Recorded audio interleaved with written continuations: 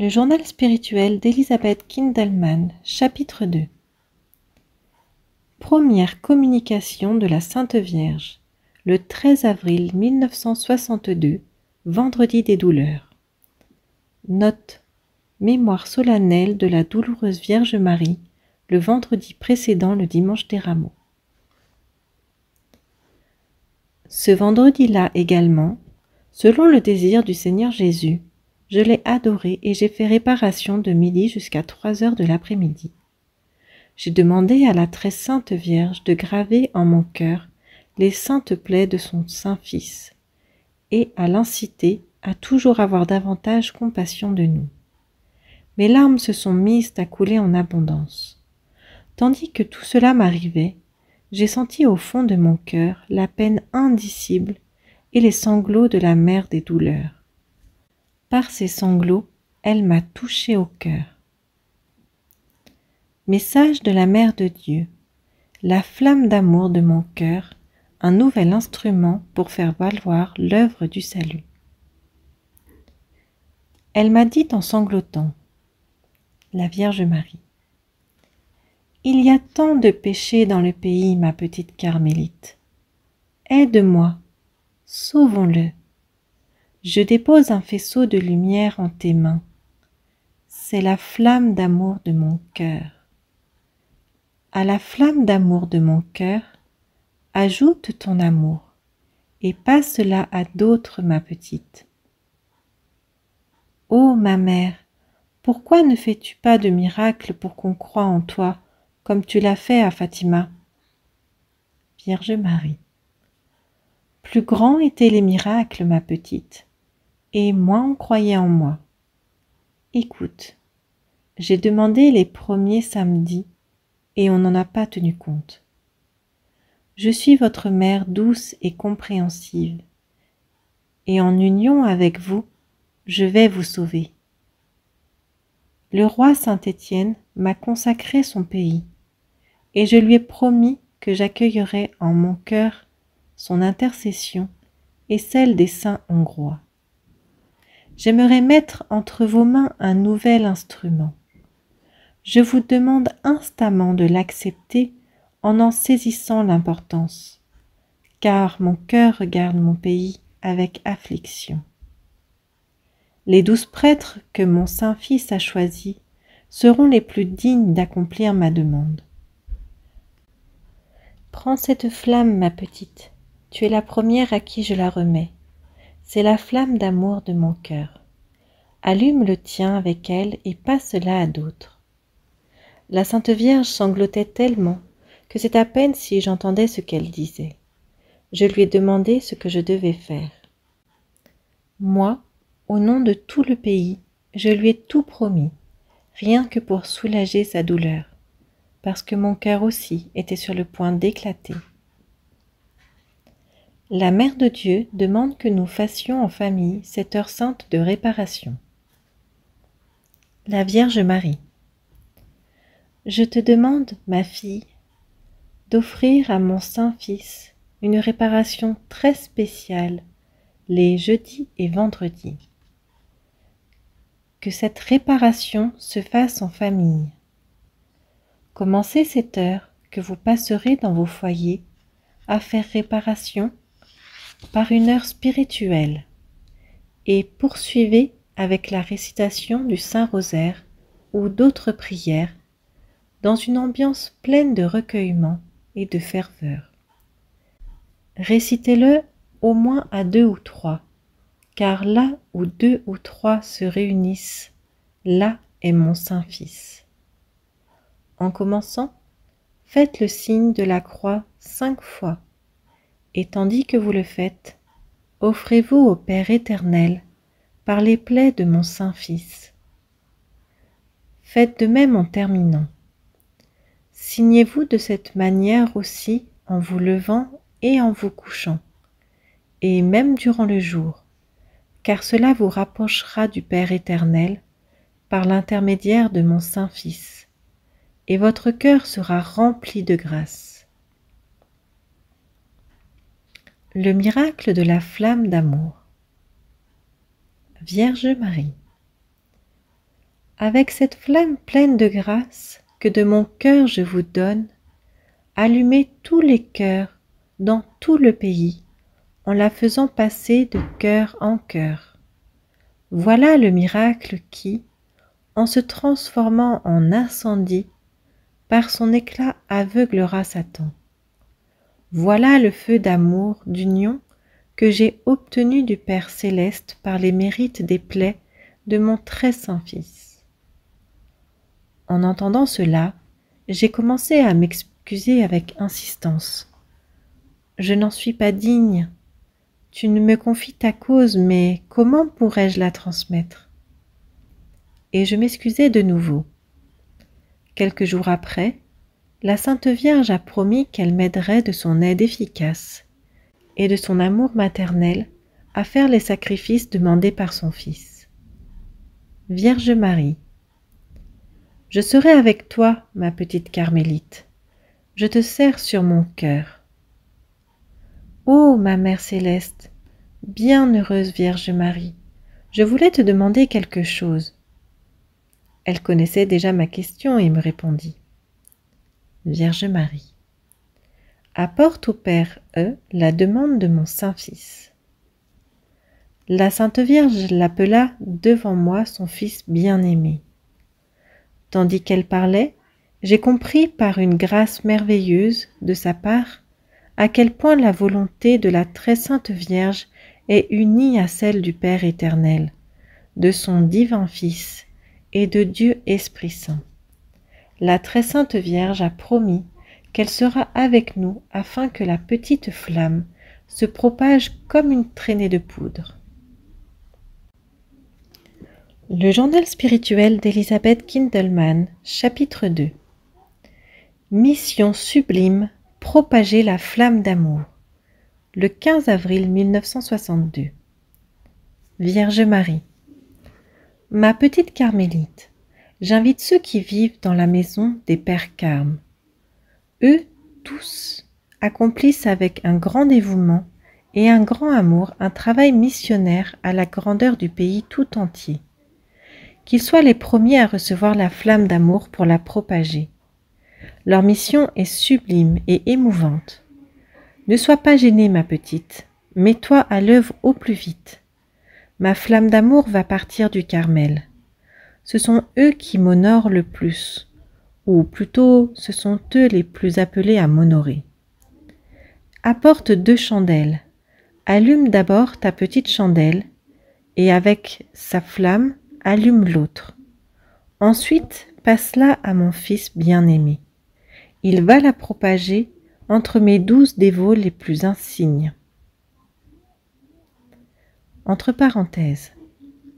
Par la suite, je demandai à la Sainte Vierge si les 12 prêtres seraient tous des Carmes. Elle me répondit par un non. Vierge Marie, je serai avec vous et je vous inonderai de grâces très particulières. Une fois que se seront réunis les 12 prêtres, commencez simultanément cette dévotion dans 12 églises qui me sont dédiées. Donnez-vous les uns aux autres la chandelle allumée que vous aurez reçue dans cette cérémonie. Apportez-la à la maison et commencez la prière en famille par ce même rite. Si votre ferveur ne tombe pas, je me consolerai. Prenez tous part à mon œuvre du salut. Pétition aux prêtres du 17 avril 1962. L'aimable Sauveur m'a dit beaucoup de choses. Il m'a demandé de ne pas abandonner le combat en cette lutte spirituelle, car la lutte sans répit augmente la grâce. Jésus. Demande à mes fils, les prêtres, d'envoyer les âmes à ma mère bien-aimée, et de ne prononcer aucune homélie sans exhorter les fidèles à avoir une profonde dévotion envers elle. Nous sommes le pays de la grande dame du peuple hongrois. Qu'ils fassent miroiter cela constamment devant les yeux des fidèles, puisque tel est le désir de notre grande dame. Et toi, ma fille, de toutes tes forces et avec les sacrifices de ta vie, désire ardemment et sans cesse la venue de mon royaume, et que la flamme d'amour de ma mère bien-aimée s'enflamme et se propage par les étincelles de l'amour. Une fois, alors que j'étais prosternée devant le Seigneur Jésus et que je me plaignais du temps perdu dans ma vie, il m'a dit: Jésus, l'augmentation de ta charité contrebalance les occasions que tu as laissées passer. Si ton amour augmente, mes grâces aussi vont augmenter en toi. Puis il parla encore longuement avec moi. Jésus, ce que je vais te dire maintenant, ma fille, n'est pas que pour toi. Communique-le à mes enfants bien-aimés. Assimilez l'essentiel de mes paroles que voici, avec les pensées de votre cœur. Vous devez secouer les âmes tièdes de la nonchalance où elles se sont enfoncées. En premier lieu, faites-leur prendre conscience qu'elles sont appelées à vivre dans une union intime avec moi. Communiquez ceci spécialement aux âmes qui, malgré qu'elles me reçoivent fréquemment dans leur cœur, ne se rapprochent pas davantage de moi. C'est en vain que je voudrais les porter à une plus grande profondeur spirituelle si elles me tournent le dos et m'abandonnent. Au fond de votre cœur, vous ne pensez même pas à moi au milieu de vos tâches quotidiennes. Cela me fait tellement souffrir. Quand vous dites « Seigneur, je ne suis pas digne que tu entres dans ma maison », ne me tournez pas le dos, mais rendez-vous-en digne. Disposez vos cœurs à une union continuelle avec moi. Faites-le aussi durant la journée, par une invocation fervente ou un regard d'amour. Quel désir ardent j'éprouve pour vous! Ceux qui viennent à moi sont si peu nombreux. Au moins que ceux qui viennent soient abandonnés et vraiment recueillis. Éveillez en vos cœurs la confiance en moi. Ce qui me blesse le plus, c'est que vous n'avez pas confiance en moi. C'est en vain que vous avez la foi. Sans la confiance, vous ne pouvez vous approcher de moi. Demande à mes fils qu'ils éveillent le courage dans les âmes. Dis-leur combien me sont chers tous ceux qui luttent. Que les âmes n'abandonnent pas la lutte, car la lutte incessante augmente en vous mes grâces. Envoyez-les à ma douce mère. Désire pour moi, ma petite, beaucoup d'âmes. Voilà l'objectif de ta vie, ne le perds jamais de vue. C'est pour cela que je t'ai arraché au monde. C'est pour cela que je t'ai choisi. Je me réjouis que toi, au moins, tu as eu pitié de moi. Tu me comprends, et en mon immense douleur, tu me consoles. Tandis qu'il me disait cela, il répandait sa douleur sans limite dans mon cœur. Mon Seigneur Jésus, je suis une misérable pécheresse. Mais lui continuait à me parler. Jésus, c'est ton repentir, ma fille, qui t'a rapproché de moi. Demande ce profond repentir pour un grand nombre d'âmes. Il y a si peu d'âmes ainsi, même quand j'en appelle plusieurs spécialement à ma suite. Je ne suis pas capricieux, je choisis les âmes ici et là, dans les circonstances les plus diverses, mais malheureusement avec peu de résultats. Aujourd'hui, je me plains beaucoup, ma petite. J'ai senti le besoin de t'ouvrir mon cœur avec son océan d'amertume. Pourquoi dois-je supporter une conduite si indigne de la part des âmes qui me sont consacrées? Viens plutôt auprès de moi et console-moi plus encore. Surpasse tes propres limites. Que ton amour pour moi soit ardent, rempli de ferveur. Souffre avec amour et prête attention à ma voix avec plus d'amour. Pour pouvoir entendre ma voix, tu dois faire silence, car ma voix délicate, silencieuse, seules les âmes immergées en mon amour peuvent la capter. Garde ardent ton désir pour moi, en étant une hostie vivante par amour. L'amour est un feu que seule l'acceptation incessante des sacrifices peut maintenir incandescent. Le journal spirituel d'Elizabeth Kintelman, chapitre 2. Empresse-toi de passer la flamme d'amour afin de sauver ton pays. Le 20 avril 1962. Jésus. Participe sans cesse à mon œuvre de rédemption. Ne demande pas comment.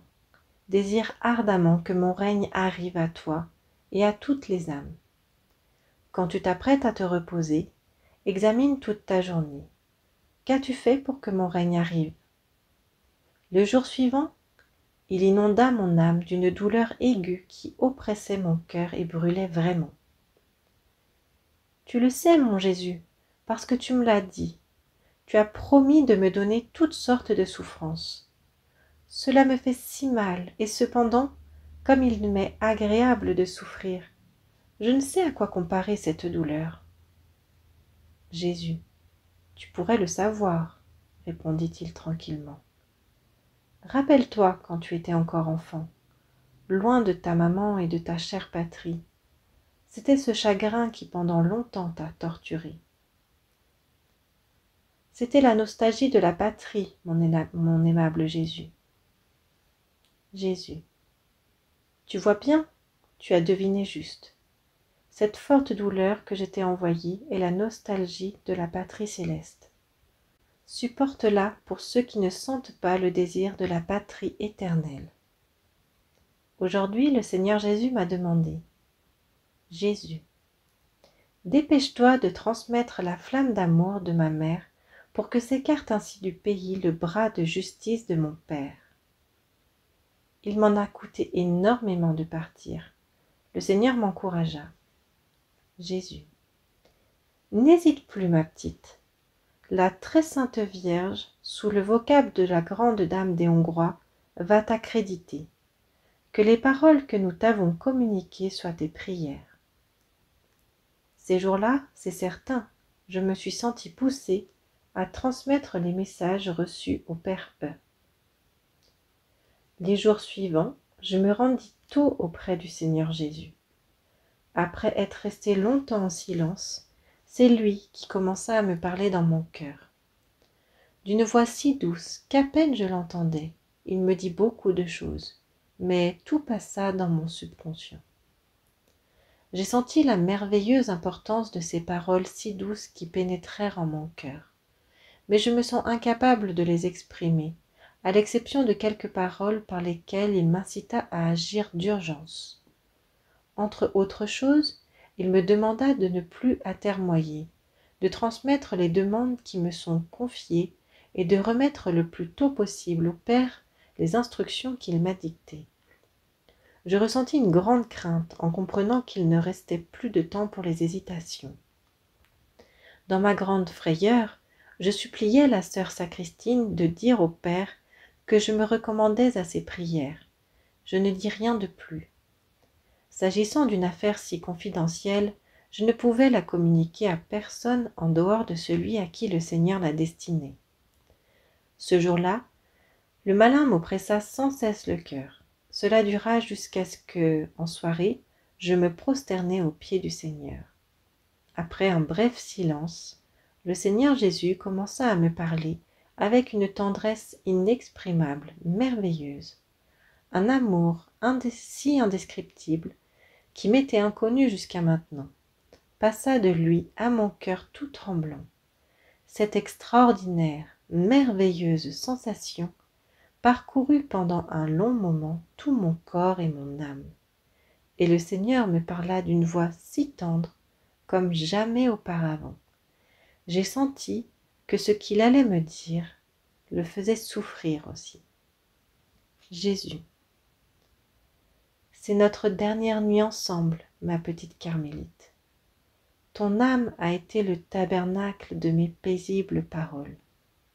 À partir de maintenant, je te couvrirai de silence.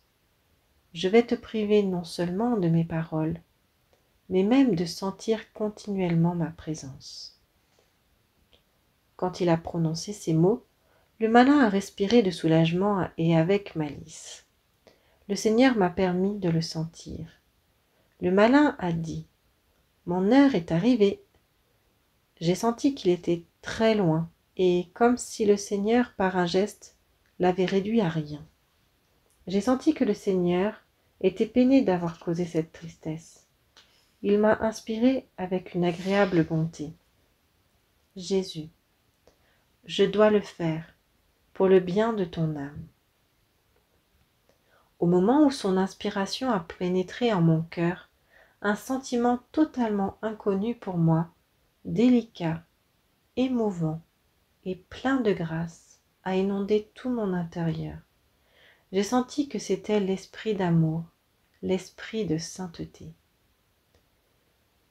Tandis qu'il irradiait mon esprit en mon cœur, j'ai senti que l'Esprit Saint exhalait sur moi une force de grâce d'un ordre différent pour vaincre toutes les tentations. Cela m'a donné une telle tranquillité que les larmes qui coulaient de mes yeux à cause du départ du Seigneur ont fait place à un silencieux recueillement. Et lorsque mon cœur s'est calmé, le Seigneur m'a parlé une fois de plus. Jésus, comprends-moi bien, ma fille, je serai avec toi encore à l'avenir, quand tu me recevras dans la Sainte Communion, et j'attendrai ta venue, le cœur serré, comme je t'ai reçu jusqu'à aujourd'hui. Sois fidèle, ne cède pas à tes sentiments, renonce à toi-même et n'aime que moi.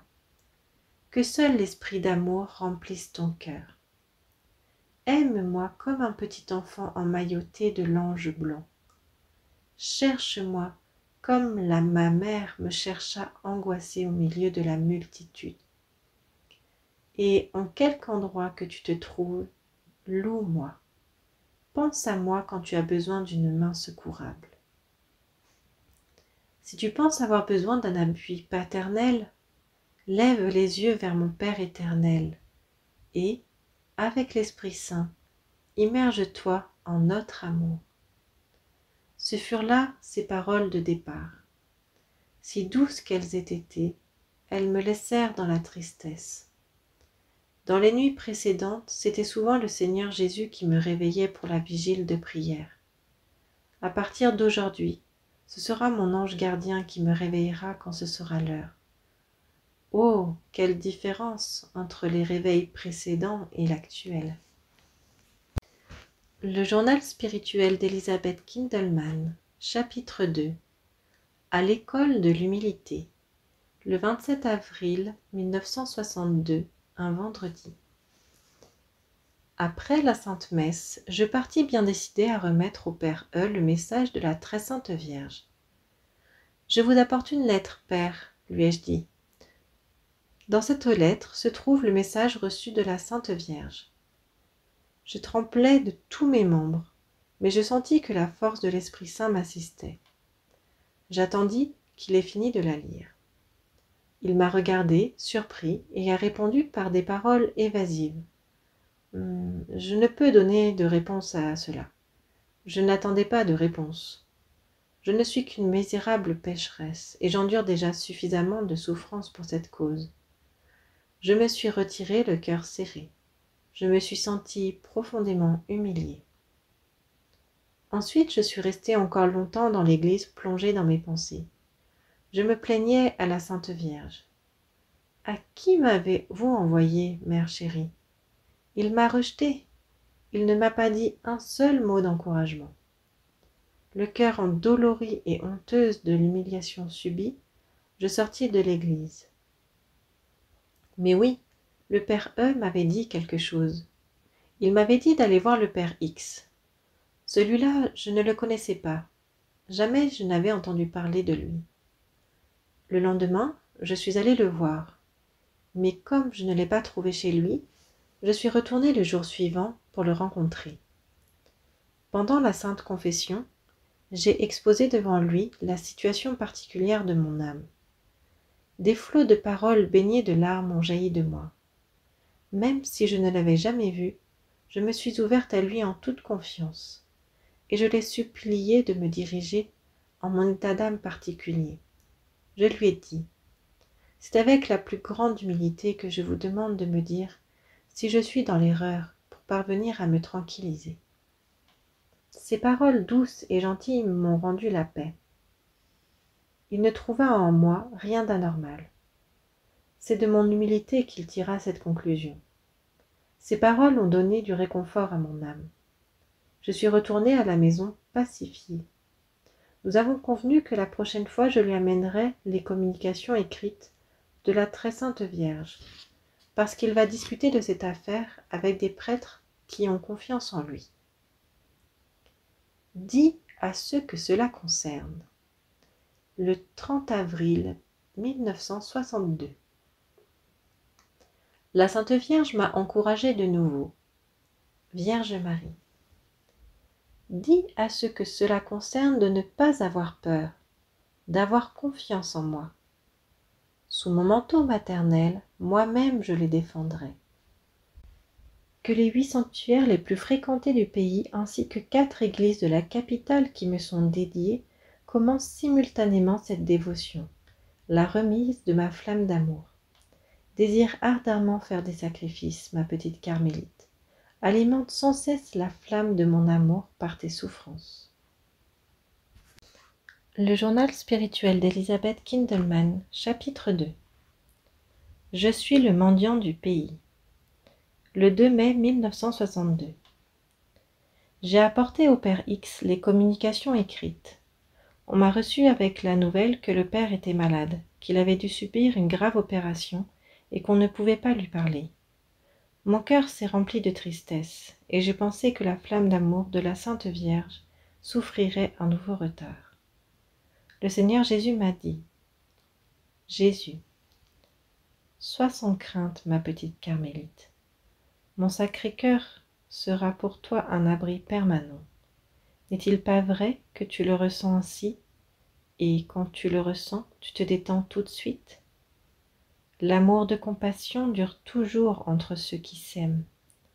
Demeure dans mon amour et attire les autres aussi à mes côtés. Tu sais, nous sommes si peu nombreux. Un simple regard embrasse facilement notre camp. Mon regard veille sur vous sans cesse. Mon cœur souffre beaucoup à cause des absents. Persévère à mes côtés pour que je n'aie pas à souffrir une déception amère. Sa voix était si suppliante que mon cœur brûlait d'ardeur pour lui. Le lendemain, j'éprouvais une telle angoisse que même mes forces physiques s'en ressentaient grandement. Le Seigneur me dit : « Jésus, souffre avec moi, ma fille. » Une autre fois, je marchais dans la rue. Il était midi. Soudain, le Seigneur a commencé à me parler. Il se plaignait avec tristesse et m'a demandé d'écrire ces paroles. Jésus. Je suis le mendiant du pays, ma petite. À moi, on ne veut pas donner de travail. On a interdit toute mendicité dans le pays. Moi seul continue à mendier.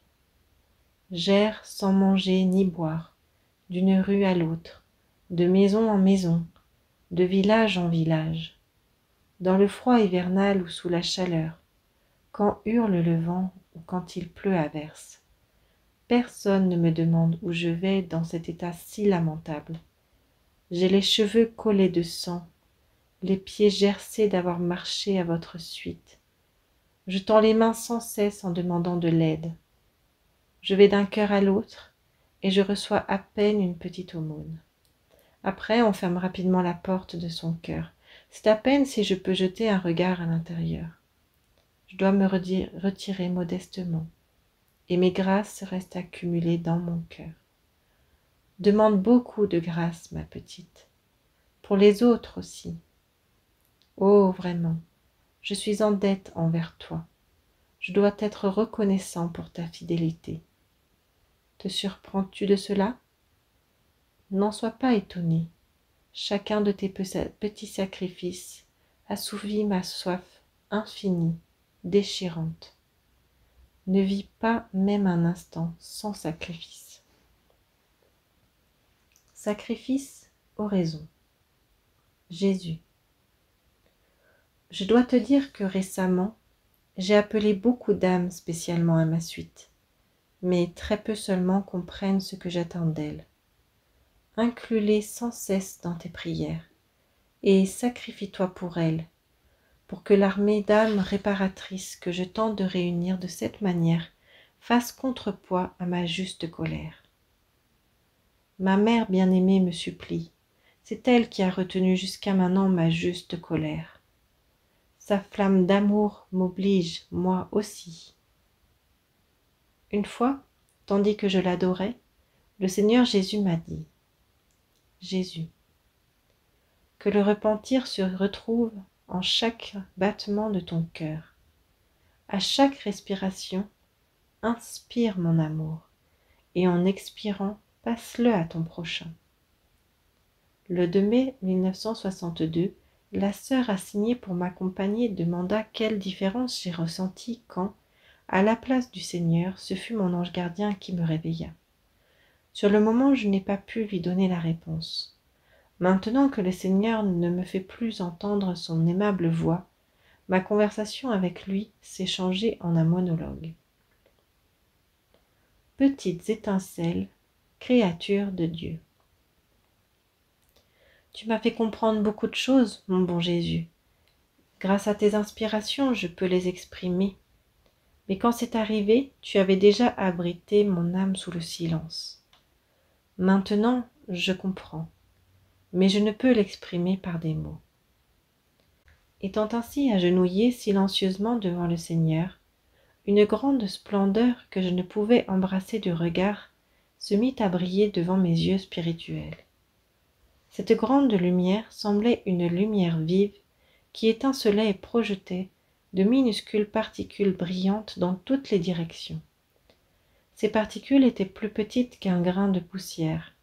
Cependant, même les plus petites brillaient d'un admirable éclat. Alors que je contemplais tout cela, le Seigneur me permit de comprendre pourquoi je n'avais pas trouvé de mots adéquats pour l'exprimer. Les minuscules particules d'un éclat merveilleux ont éveillé en moi la sensation qu'il s'agissait des créatures de Dieu. Ce jour-là, un mardi, j'ai commencé à faire des communions spirituelles pour mes enfants. Je les ai confiés aux soins de la Sainte Vierge, mais je n'ai pu en faire aucune communion spirituelle encore. Depuis que le Seigneur Jésus m'avait privé non seulement de ses paroles, mais aussi de sentir sa présence, une grande sécheresse épuisait mon âme. J'étais agenouillée dans une immobilité silencieuse. Je me suis souvenu des paroles du Seigneur. Jésus. Un seul Notre Père, ou un seul Ave Maria récité au milieu d'une grande sécheresse spirituelle est beaucoup plus fructueux que la prière exubérante de celui qui reçoit des grâces en surabondance. Oraison communautaire. En évoquant ces paroles du Seigneur au milieu de la sécheresse spirituelle, j'ai senti une grande tranquillité en mon âme. En cet après-midi de mai, tandis que j'étais ainsi agenouillée sans prononcer un seul mot, le chant des litanies de louange à la très sainte Vierge a retenti.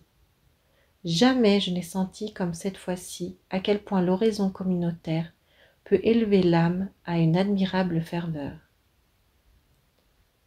Tentation du malin. Je demeurais dans un pieux silence. C'est en vain que j'essayais de prier, j'étais incapable de le faire. C'est plutôt le malin qui commença à torturer mon âme. Je ne parvenais absolument pas à libérer mes pensées de son influence. D'abord, il suscita en moi une grande peur. C'était une sensation terrible, comme s'il avait voulu prendre possession de moi, mais quelque chose l'en empêchait. Durant un moment, je restai là, agenouillée, l'esprit embrouillé. Je pensais que, avant que le malin ne prenne possession de moi, j'allais courir vers le prêtre pour qu'il prie pour moi. Je vis le père E qui traversait l'église et en sortait, mais je n'avais pas la force de le suivre. Après le départ du père, je ne pouvais faire le moindre mouvement. La pensée que j'étais une possédée et que je n'avais rien à faire dans l'église m'étreignait sans cesse. Le démon m'ordonna de sortir de l'église, mais je restai là encore longtemps. Dans cette circonstance, je ne savais pas comment j'allais pouvoir me libérer du malin. En sortant de l'église, le malin m'a accompagné, et d'une manière tout à fait humaine, il a commencé à me parler. « Retourne dans ta famille. Ne cherche pas à te distinguer des autres. Ne vois-tu pas que ce que tu fais t'épuise et te fait perdre ta vie? Toute ta vie a été une lutte. Il est temps maintenant que tu te reposes. La vie est si courte. Pourquoi te forcer tant? Pourquoi veux-tu passer tes pensées sottes aux autres? Ne crois pas que tu vas attirer l'attention sur toi. N'est-ce pas que cela te flatterait?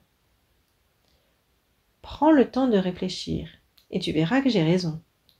Et quand tu t'en rendras compte, ce sera toi qui me remercieras de t'avoir libéré d'une telle calamité. »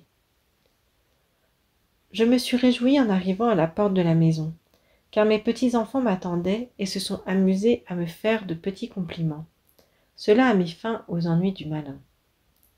Après avoir pris une collation, je suis allée à mon nouveau domicile. Même là, le malin ne m'a pas lâché, et il continuait à m'ennuyer. Il se jetait de nouveau sur moi. J'ai essayé de le repousser de toutes mes forces. Je me mis à méditer avec une grande ferveur. Mais une telle perturbation m'amena à me poser des questions. C'est en vain que je fis un examen de conscience. Je n'y trouvai aucune explication. Je songeais qu'avant de faire le moindre geste en faveur de cette cause, il vaudrait mieux pour moi y penser à 2 fois. Cet orgueil chez moi que le malin avait étalé devant mes yeux me fit arrêter net. C'est au milieu de grandes angoisses que je suis allée me reposer. Toute aide du ciel s'interrompit, et seule la sombre inquiétude de la nuit tomba sur moi. Comme ce serait bon d'entendre la voix paisible du Seigneur. Que dirait-il de tout cela? Ces jours-là, j'eus de nombreuses et graves tentations. Avec toutes ces astuces, le malin a voulu me dépouiller de ma qualité d'être humain.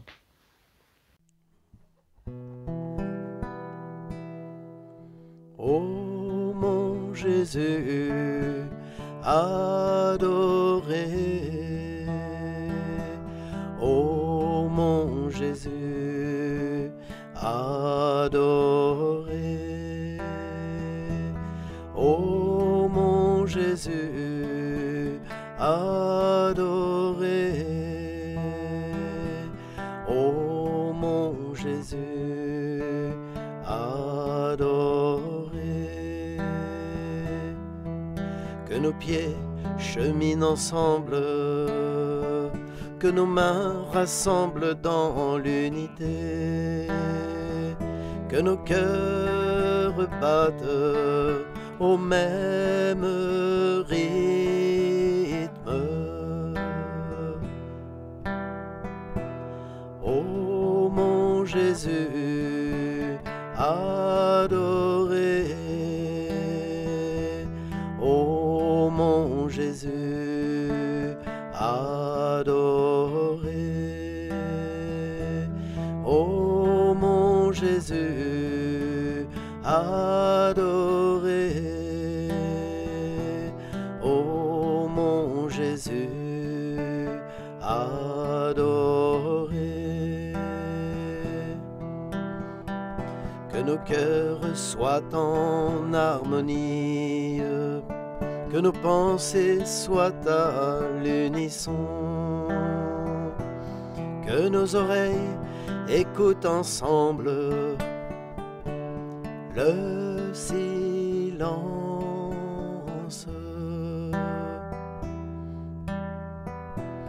Ô mon Jésus adoré,